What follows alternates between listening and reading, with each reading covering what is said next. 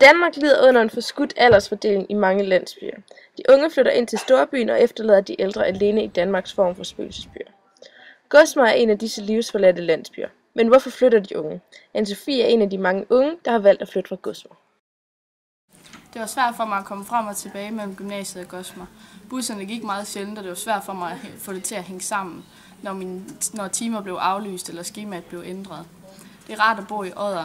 Her har jeg mine venner omkring mig, og jeg var alligevel aldrig hjemme på grund af busserne. Anne-Sophie er ikke et særtilfælde. Ifølge forsker Per Wimmer er den tendens gældende mange steder i landet, da skoler, supermarkeder og fritidshopper lukker ned i landsbyerne og flytter ind til de større byer. Det viser, at flere og flere unge og børnefamilier flytter fra landsbyerne. En landsby er defineret ved at have en befolkning på under 1000 indbyggere. I 2005 der var der 4 ud af 10 unge mellem 18 og 25 år, som blev boende i de her landsbyer. Det tal var i 2010 faldet til, at kun 2 ud af 10 blev boende i landsbyerne. Og de her tal de er utrolig farlige for den danske demografi, og det medfører en hurtig stigende urbanisering og efterlader de små landsbyer som udtaget brønde. Da jeg var ung, var der et stærkt landsbyfællesskab.